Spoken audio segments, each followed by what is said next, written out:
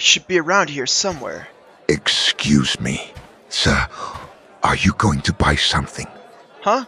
No, wait a minute.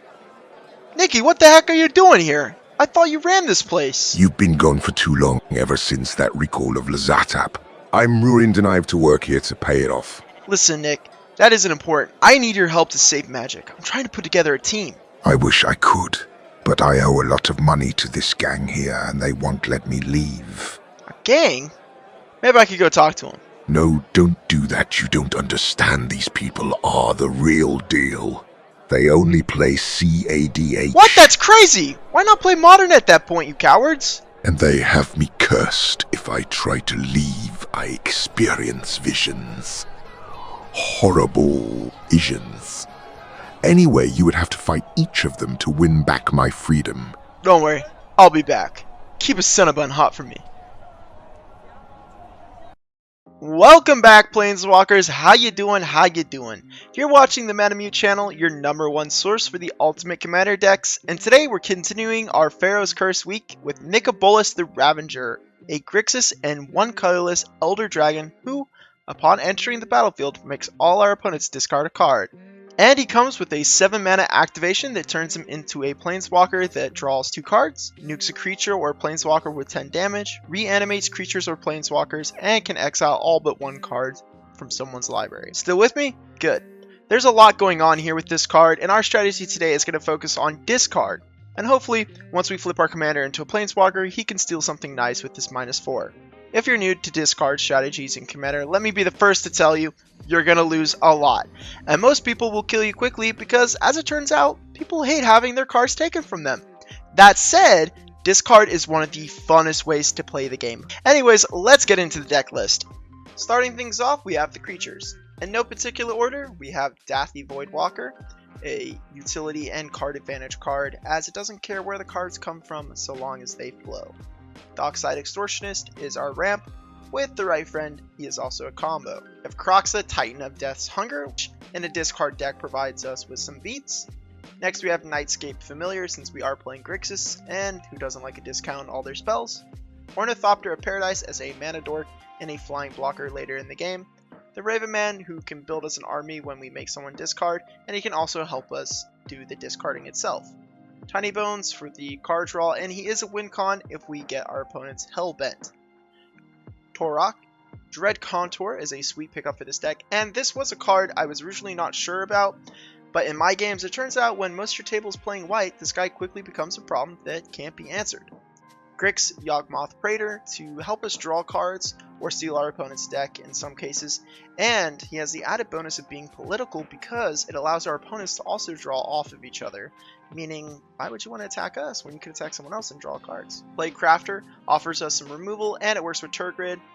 Rankled, Master of Pranks, offers our deck a lot of utility. Shieldred the Apocalypse to combo and in general is just a powerhouse of a card. Necrogoyf to make people discard cards, and it's a beat stick.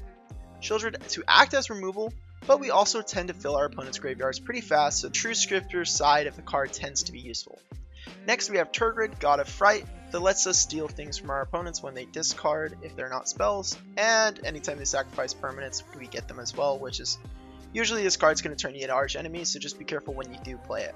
We have Dead-Eye Navigator to combo with Dockside, and Sire of Insanity because I'm a Timmy and this is my Colossal Dreadmaw.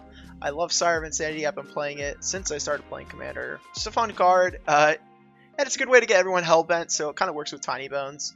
It also keeps answers kind of low because the turn it comes out, everyone's discarding their hands, so they kind of have to have an answer for it immediately. The Haunt of High Tower to beat people down and gain us life.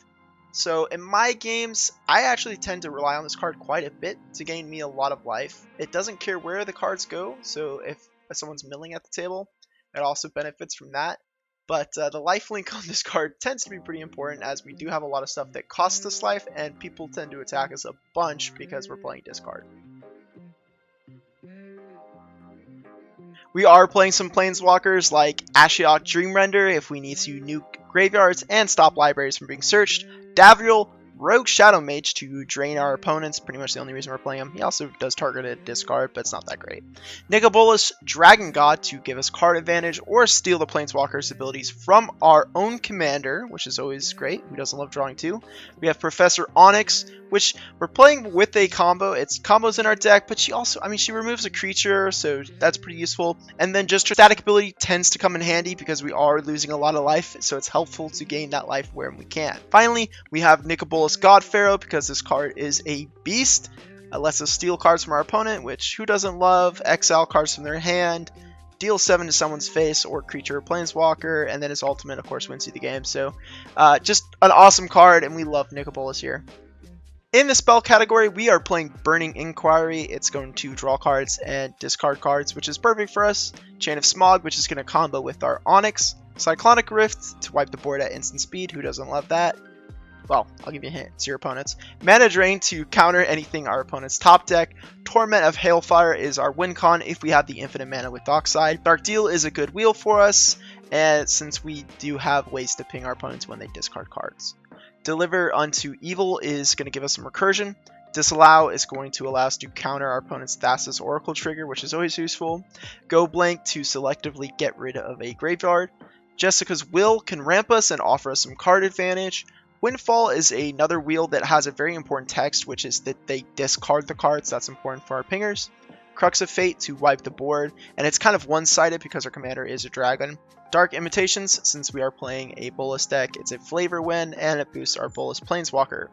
Breach the Multiverse to reanimate some stuff, and I have yet for this card to actually disappoint me in a game, so pretty good include. Wit's End because I love big black Timmy cards, and yeah, definitely cut this card if you need a little more power in your deck. But for me, I love this card, and you know what? It's my deck. I'll cry if I want to. For the last spell, we are playing Blasphemous Act, as it is usually a 1-mana board wipe that doesn't hit our Planeswalkers. For artifacts and enchantments, we are playing a lot of ramp, as our commander has a pretty expensive activate ability. So the ramp is going to include Soul Ring, Arcane Signet, and Thought Vessel, Rakdos, Dimir, and Izzet Signets, Chromatic Lantern for the mana fixing, and Skyclave Relic since it's a better Darksteel Ingot. Combos, we have Mindcrank and Bloodsheath Ascension, which, even without the combo, these are useful cards on their own, and they work with our deck. Next, we have Sensei's Top and Bolas' Citadel, which we do need the Shieldred to kill the table, but we'll just put them together for here. For card draw, we have Geth's Grimoire, which is going to work with our discard. Phyrexian Arena, since it's a cheap draw enabler now. And Waste Not, which technically does a lot more than just draw cards, but we're mainly hoping to draw cards off our opponent's discard. For discard pingers, we have Quest for the Nilestone, which has the added bonus of it being a May ability, so we can always make our opponents beg for their life. We have Liliana's Caress to deal 2 damage per card discarded. And Megrim, which is basically just a more expensive Liliana's Caress. For cards that make our opponents discard, we have Bottomless Pit, which I love because it is a random card, which is always fun to watch because they never know what they're going to hit. Necrogen Mist, which sadly will make us discard, but it's a sacrifice we're willing to make. Oppression is a nasty one because it's anytime a player plays a spell, so even us.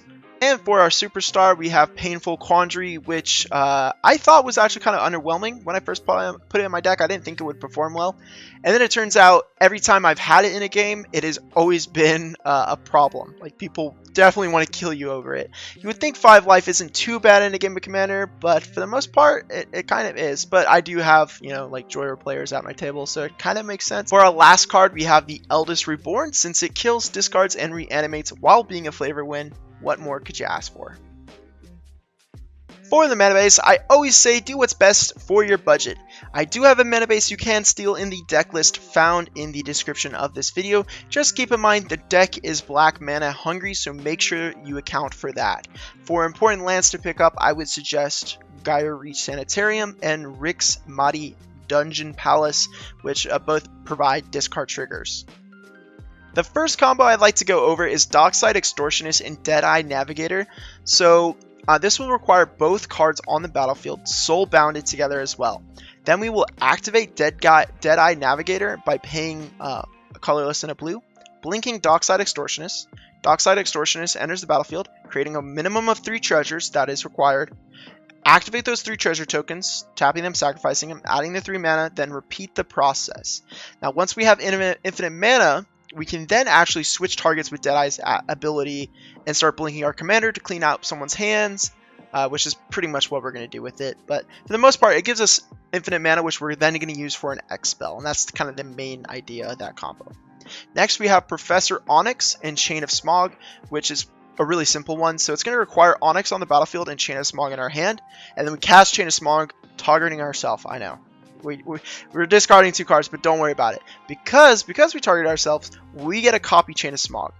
And what this does is it will repeatedly trigger Onyx, because we will keep targeting ourselves with it and then making a new copy and making a new copy.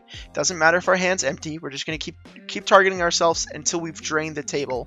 It does give you Infinite Storm, so if you do put a black storm card in your deck, like Tendrils of Agony, I think it is, you can win that way, but it will just win on its own with Onyx. Well, that's going to do it for today's video, and I hope you guys enjoyed, and good luck on your future games. As always, feel free to leave me a commander suggestion in the comments or Discord. Thanks for the support, and it's crazy to think that we're almost at 300. It's really exciting for me, and I hope it is for you too. Look forward to our next video where we make Izzet look playable. Peace!